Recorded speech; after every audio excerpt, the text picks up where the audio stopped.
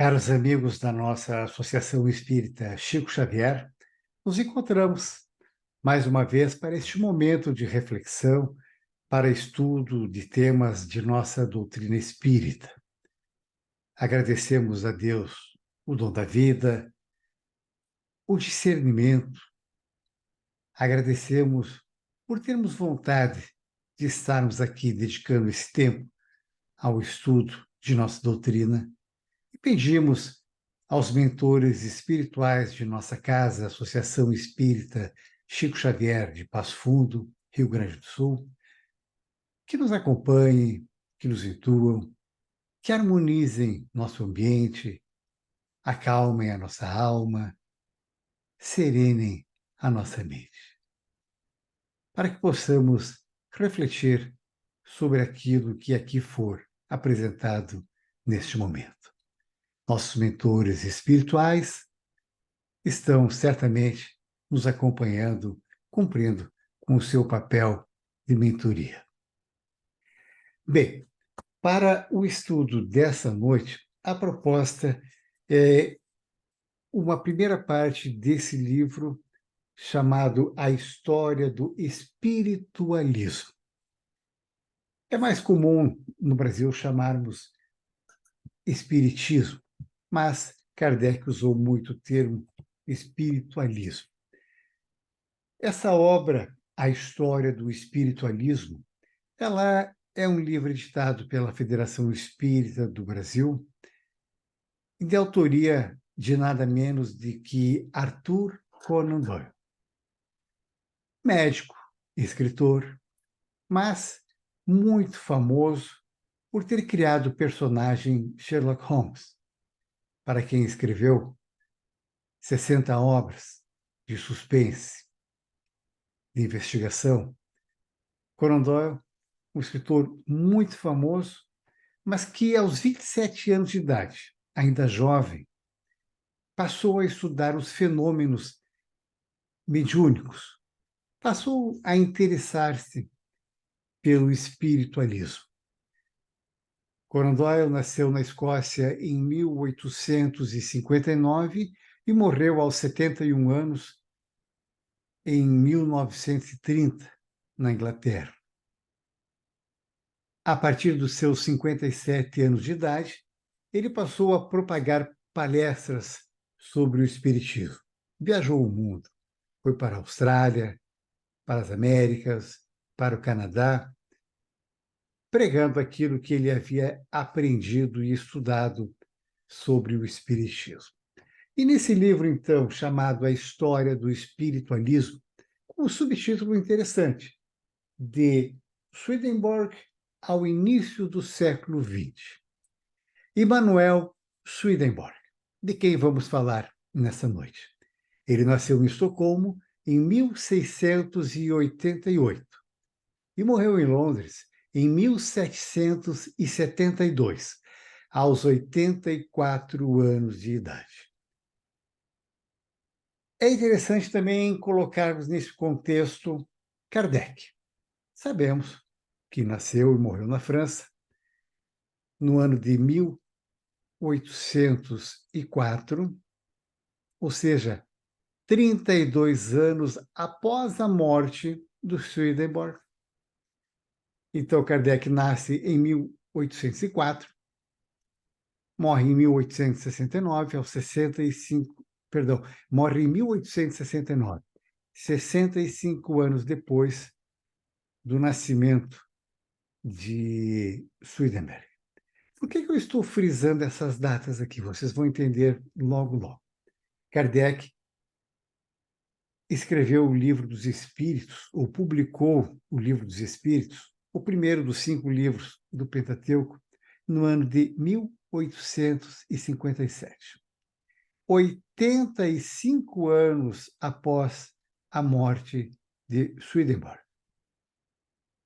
É interessante frisarmos bem por que estou falando dessas datas, porque nós vamos ver hoje, estudando esse sueco, que foi muito importante para o Espiritismo, e como dito aqui, né,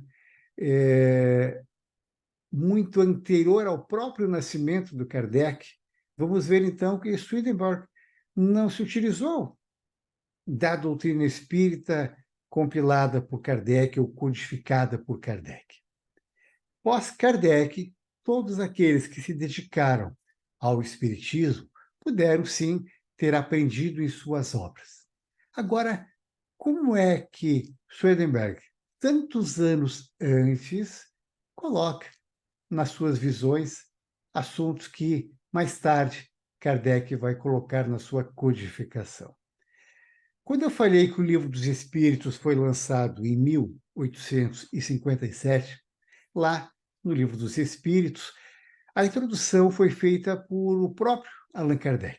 E essa introdução foi feita em 17 partes. É uma introdução muito longa, muito explicativa. Só a introdução do Livro dos Espíritos já rende muitas e muitas palestras para ensinamentos. Então, Kardec faz a introdução do Livro dos Espíritos em 17 partes.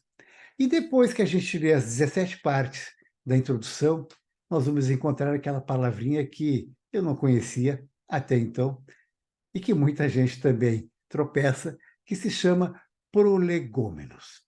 Aí eu fui ver o que era prolegômenos, é uma espécie de introdução, é um complemento à introdução do Kardec.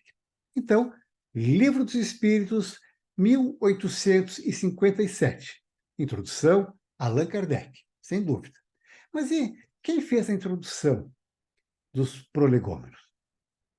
Ninguém menos do que São João Evangelista, Santo Agostinho, São Vicente de Paulo, São Luís, o Espírito da Verdade, Sócrates, Platão e Swedenborg. Veja como ele passa muito anônimo, ou de forma muito anônima, em meio a tantos santos, a tantos filósofos que estudamos no decorrer de nossas vidas. Swedenborg aparece muito discretamente. Então, os prolegômenos do Livro dos Espíritos, que, segundo Kardec, o livro foi ditado por espíritos superiores, e dentre eles Swedenborg. Então, vamos ver que o nosso personagem, que falaremos dele hoje, está colocado junto com esses espíritos superiores. Ele é um dos espíritos superiores. Pouco conhecido, vamos reconhecer. E o propósito do estudo dessa noite é mostrarmos um pouquinho de quem foi esse homem tão importante para o espiritismo.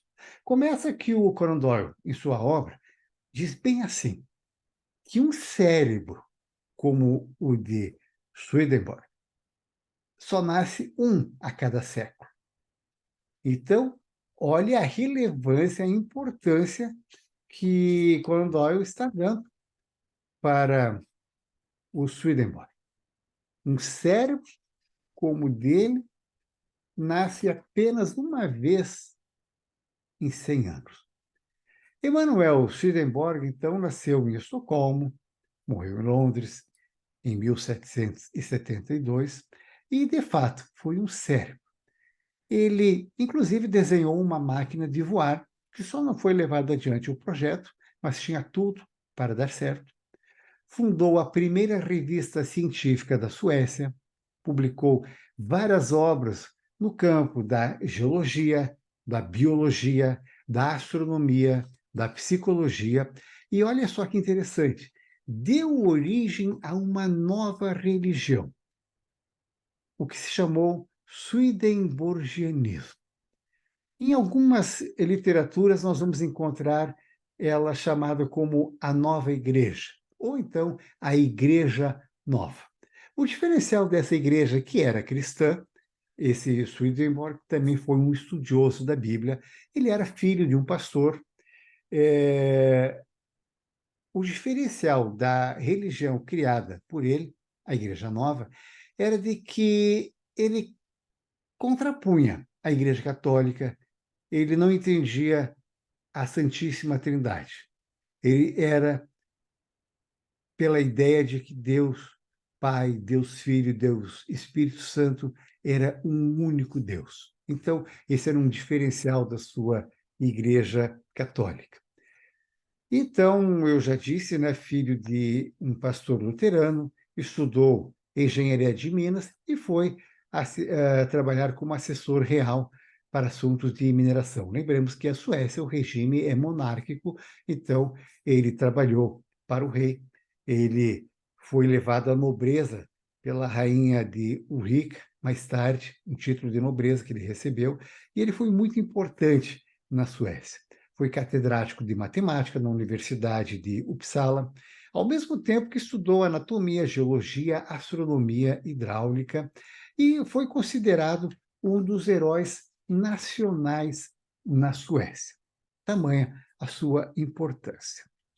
É claro que para alguns, pelo que ele se expôs, e nós vamos trazer aqui, ele é considerado um grande homem, enquanto que para outros, ele não passa de um charlatão, um visionário. Mas Emanuel Swedenborg, Swedenborg, trabalhou para o rei Carlos XII, foi nomeado assessor do rei, trabalhou para a rainha Ulrica, já falamos disso, né? E ele vai contar, então, como foi a sua primeira revelação. Nós, como espíritas, vamos entendê-lo, obviamente, como um médium de clarividência. Lá no livro dos médiuns, dentre aqueles rolos de aptidões de médiums, vamos encontrar, então, o Swedenborg como um médico de clarividência. Ele tinha visões.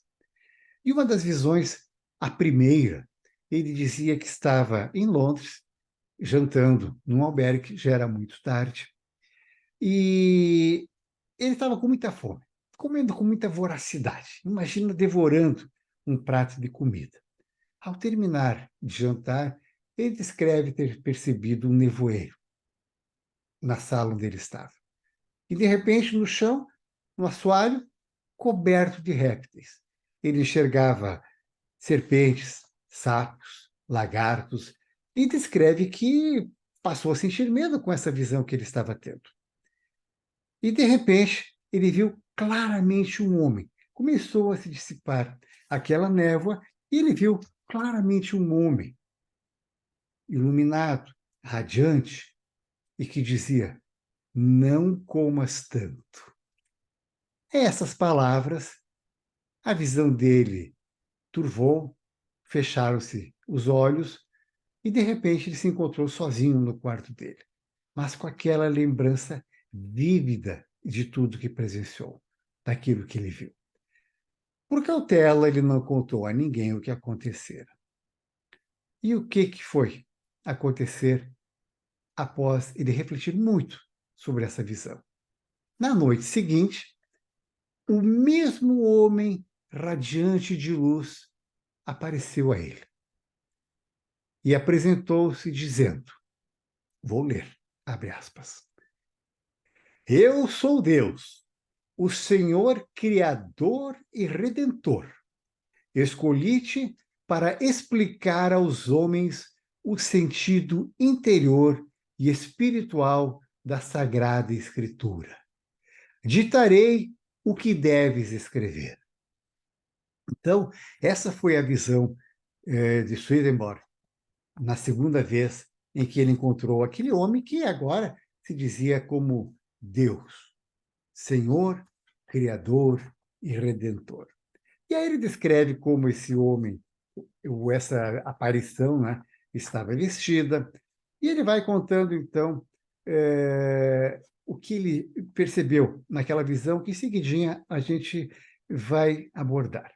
Mas o que se ressalta mais claramente das visões dele foi o que nós podemos denominar como fenômenos espíritas, a existência de um mundo invisível e a possibilidade de nos comunicarmos com esse mundo invisível. Então, o Swedenborg conta, relata como foi essa visão. E ele diz que essa visão nada lhe prejudicou no exercício de suas faculdades naturais, embora alguns lhe taxassem como um louco, como um desvairado, ele continuou no exercício de suas funções com muita credibilidade. Então, Aqui a gente está mostrando, no primeiro momento, o que se tratou dessa visão do Swedenborg. Agora, buscando a obra do Arthur Conan Doyle, ele vai nos dizer aqui não só a visão dessa noite, mas de outras visões que o Swedenborg foi tendo ao longo de sua vida, vai nos dizendo algumas coisas sobre essas visões. Eu só quero lembrar aqui do início da nossa apresentação, de que enfatizar que Swedenborg, de quem estamos falando, é muito anterior a Allan Kardec. Eles não viveram ao mesmo tempo. Kardec nasce 32 anos após a morte do Swedenborg e publica o Livro dos Espíritos 65 anos depois. E olha aqui o que o Conan Doyle nos conta sobre as visões deste homem.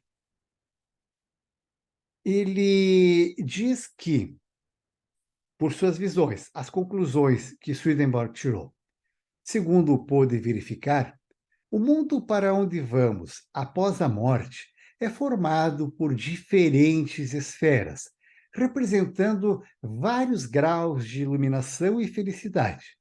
E iremos para aquelas em consonância com nossas condições espirituais. Somos julgados de forma automática por uma lei espiritual que estabelece a atração do semelhante pelo semelhante, sendo o julgamento determinado pelo resultado total de nossa vida. Então, ele está trazendo aqui a informação de que para onde vamos após a morte, há vários mundos. O mundo é formado por diversas esferas. E o que é que nós vamos encontrar lá no Livro dos Espíritos, bem no comecinho, na questão 55? A pluralidade dos mundos.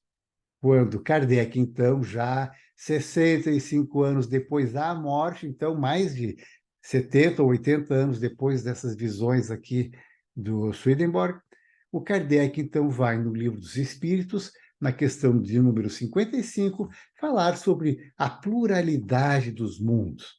Até os espíritos nos questionam, acham que Deus fez esse monte de globos apenas para enfeitar o espaço? Não, né? Deus fez por um propósito. Então, já começamos a ver aqui de que as visões de Swedenborg têm muito, sim, com aquilo que quase 100 anos depois o Kardec vai trazer na sua codificação.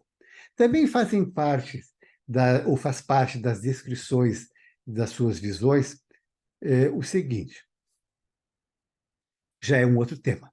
A morte, diz Swedenborg, reveste-se de suavidade, em virtude da presença de seres celestiais, que ajudam o recém-chegado em sua nova existência.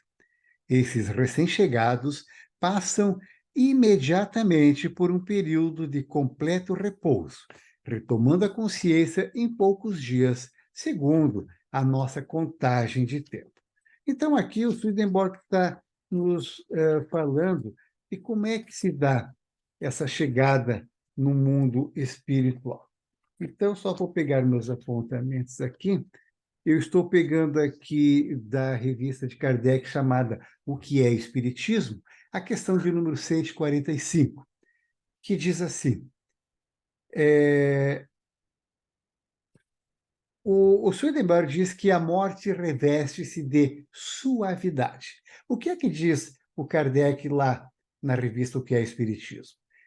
No momento da morte, a sensação que a alma experimenta neste momento é também muito variável. A perturbação sequente à morte nada tem de penosa para o homem de bem. É calma e em tudo semelhante à que acompanha um despertar plácido. Para aquele cuja consciência não é pura e amou mais a vida corporal que a espiritual, esse momento, é claro, é cheio de ansiedade. Mas a sensação, diz Kardec, que podemos chamar física, é de grande alívio e de imenso bem-estar. Fica-se como livre de um fardo. E o espírito sente-se feliz por não mais experimentar as dores corporais que o atormentavam alguns instantes antes. Então, vejam só, Kardec, na revista O que é Espiritismo, está descrevendo que, muitos anos antes, o Swedenborg já havia dito de que a morte reveste-se de suavidade. Mas tem uma outra descrição de uma visão aqui do Swedenborg, bem interessante, é outro tema. Observou ainda, nas suas visões, que o cenário e as condições desse mundo espiritual são inteiramente reproduzidas nas esferas, bem como é a estrutura de nossa sociedade. Swedenborg disse que, nas suas visões, encontrou casas para a residência das famílias, templos para a adoração, salão ou salões para as reuniões sociais e palácio para a habitação dos governantes. Então, Swedenborg descreve lá o mundo espiritual, uma cidade, o termo exato que ele usa aqui, né, as condições, as estruturas iguais às da nossa sociedade. Só para lembrarmos, cada um de nós aqui, de um livro muito conhecido e que virou filme, que é O Nosso Lar, que descrição tem o nosso lar? Cada espírito, nosso lar, tinha a felicidade de habitar esta colônia espiritual, que possuía uma atribuição ou trabalho dentro e fora do local. Lembro que é descrito lá no nosso lar os ministérios da regeneração, do auxílio, do esclarecimento, da união divina, da comunicação, da elevação. O nosso lar tinha um formato de uma estrela de 6 pontas, né? E em cada extremidade dessas pontas da estrela situava-se um desses ministérios. E a descrição ainda do nosso lar é muito detalhista, né? O objetivo do nosso lar era o de receber espíritos enfermos socorridos do entorno da colônia. Lembram que havia um hospital no nosso lar? Então, é a visão do Swedenborg, um cenário do mundo espiritual muito igual ao nosso. Aqui, ainda na descrição do nosso lar, nós vamos ter o seguinte: a colônia possui, entre outras instalações, hospitais, eu já falei, escolas, praças, teatros, arborização, uma vasta rede viária, meios de transporte, entre outros ambientes para que os espíritos se recuperem. É uma versão melhorada do que há no plano terreno. Há setores de trabalho, setores residenciais, setores para lazer. Então, essa breve descrição do nosso lar só reforça que a visão futurística, né, ou a visão espiritual, acho que seria melhor esse termo, que o Swedenborg teve desse plano espiritual. Também nas suas visões, o Swedenborg descreve a existência de anjos e demônios. Mas eles não são de ordem diferente da nossa. São seres humanos que viveram na Terra. Olha só, quanta gente falando, né, do demônio, ou falando dos anjos, mas esse homem aqui, ele morreu, né, faleceu em 1772, então antes da morte, pela metade de 1700, talvez 1750, ele diz que anjos e demônios são seres humanos que viveram na Terra, os quais podem ser almas pouco evoluídas, como os demônios, ou elevadas, como os anjos. Se pegarmos na revista espírita, né, o que é o Espiritismo, né, do Kardec, numa delas, na questão de número 131, ele descreve assim, sobre os anjos e os demônios. Os homens fizeram com os demônios o que fizeram com os anjos. Assim como acreditaram na existência de seres perfeitos desde toda a eternidade. Também tomaram espíritos inferiores como perpetuamente maus.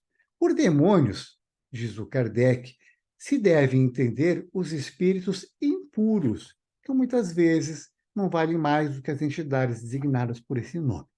Kardec dizendo demônios, espíritos impuros.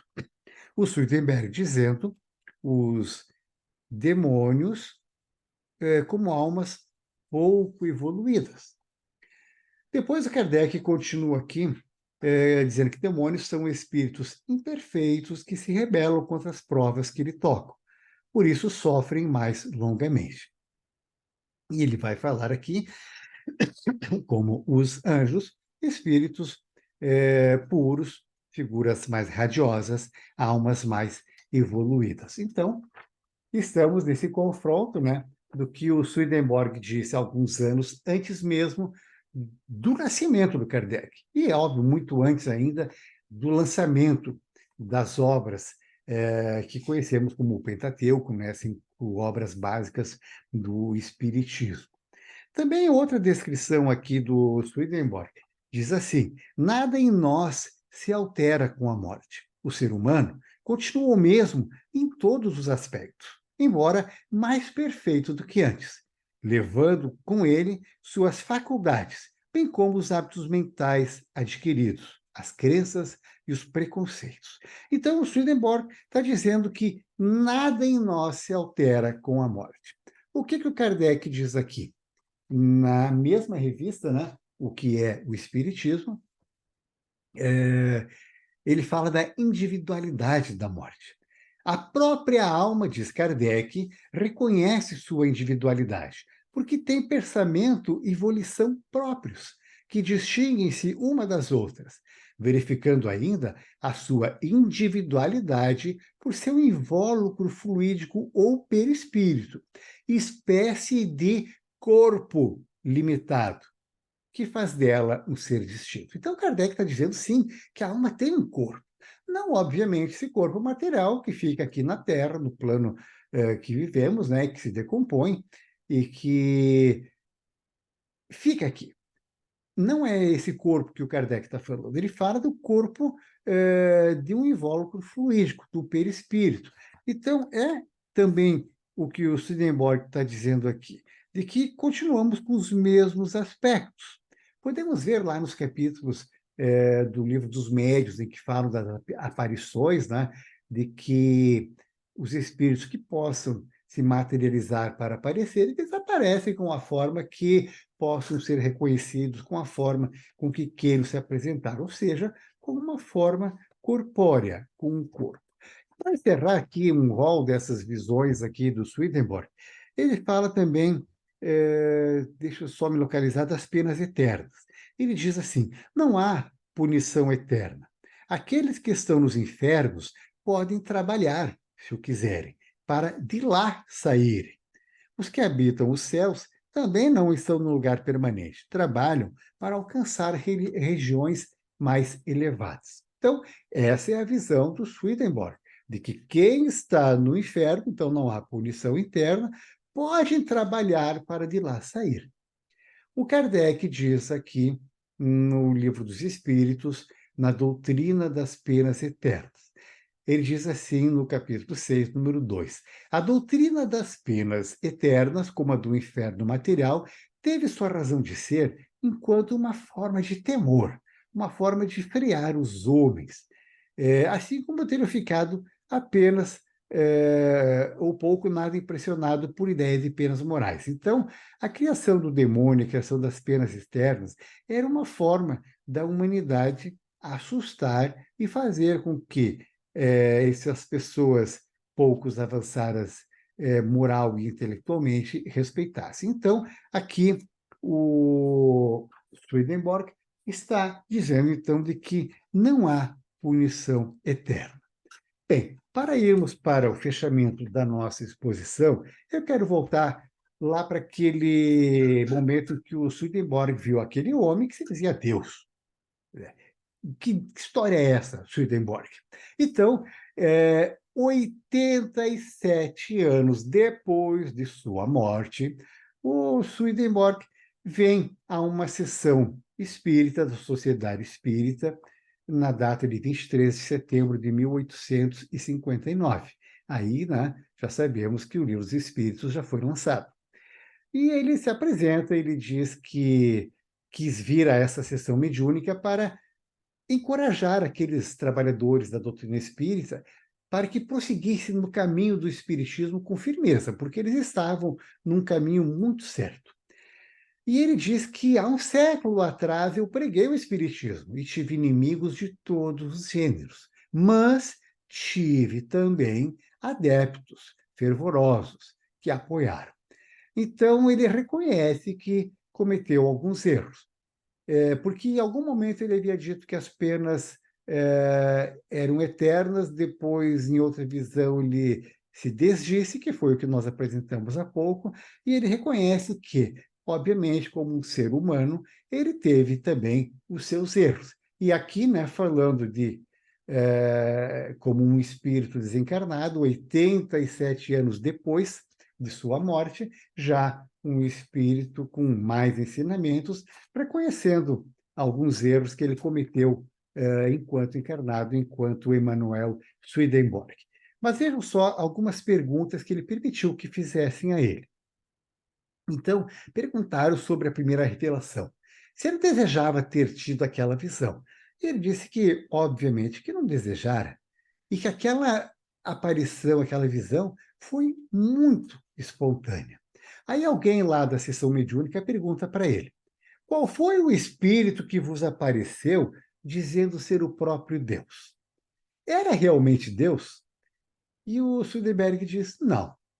Eu acreditei no que ele me falava, porque eu via nele um ser sobre-humano e fiquei lisonjeado. Olha só, né? Eu vi Deus, eu conversei com Deus. Está muito mais a serviço do ego do que a serviço do espiritismo. Agora, como espírita, ele reconhece, ele foi ludibriado. E perguntaram por que esse espírito se fez passar por Deus? Ah, com certeza, para que ele fosse mais bem obedecido. Então, já estudamos, né, que as aparições nem sempre são espíritos elevados que aparecem e trazem mensagens.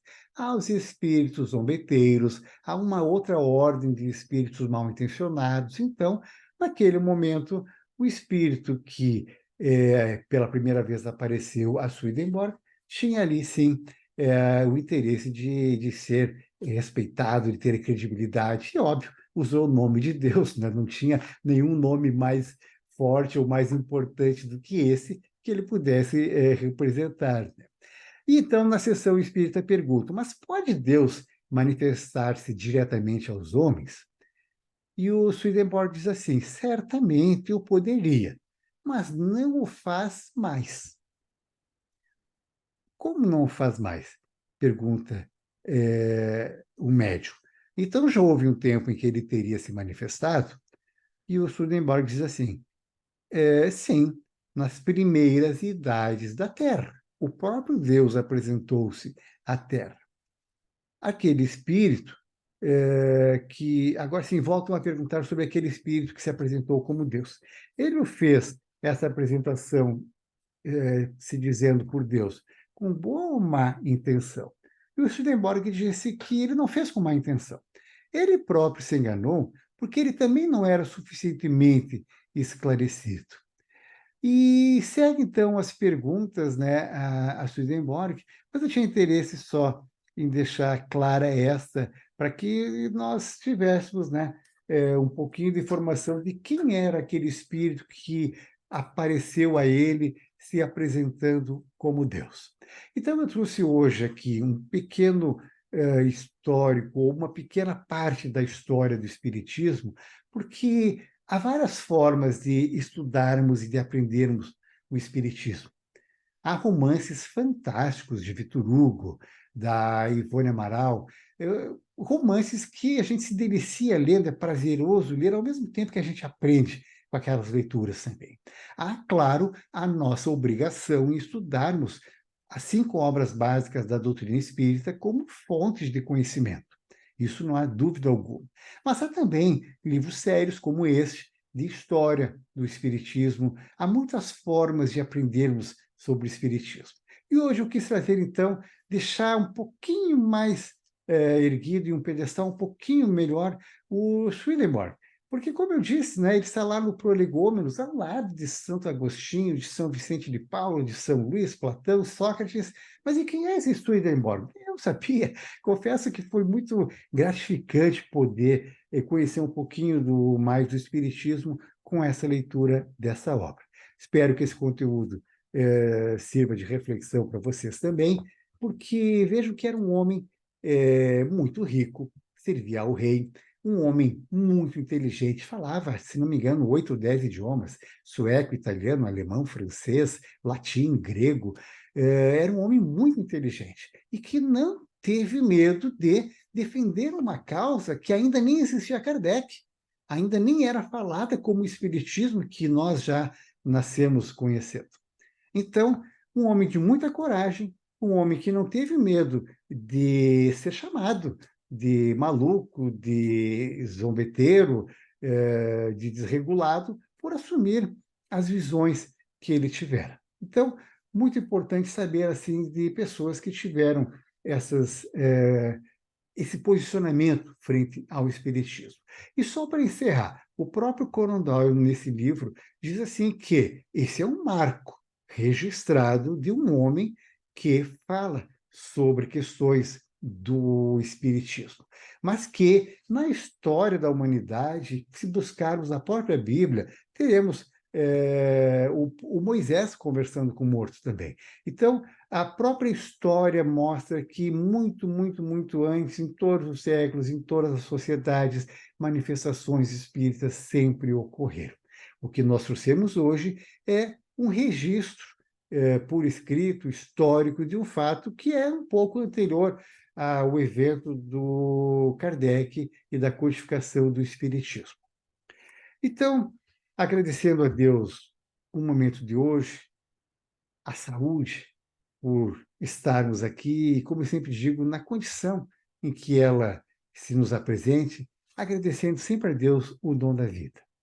Trago do livro Endereços da Paz, de Chico Xavier, editado pelo espírito André Luiz, algumas frases de reflexão no capítulo 27, que leva o título de O Melhor por Fazer. Se você não consegue evitar a irritação, use o silêncio. Se não aprova o socorro material aos necessitados, não apague a chama da beneficência no coração daqueles que o praticam. Se ainda não sente facilidade para esquecer as faltas alheias, não considere por subserviência a atitude louvável dos irmãos que esquecem o mal a qualquer instante em louvor do bem. Se não acredita no valor do diálogo construtivo em favor dos irmãos ignorantes e infelizes, não menospreze o esforço daqueles que o cultivam, buscando a libertação dos companheiros ensombrados em desequilíbrio. Se você não admite o amparo das entidades humildes na supressão das dificuldades de espírito e das desarmonias do corpo enquanto estamos na Terra, não menoscabe o apoio de semelhantes auxiliares que se guiam pelas bênçãos da natureza. Se não dispõe de recurso para a cordialidade com todos, não impeça que os outros a exemplifiquem na prática da fraternidade. A nossa Associação Espírita Chico Xavier, de Passo Fundo, Rio Grande do Sul, agradece mais uma vez por esse momento em que pudemos compartilhar um pouquinho da história do Espiritismo. Continue conosco, há uma série de vídeos em arquivo em nosso canal e todas as sexta-feiras teremos algum irmão trazendo algum conteúdo novo para nossa reflexão, para nosso estudo. Fiquemos em paz.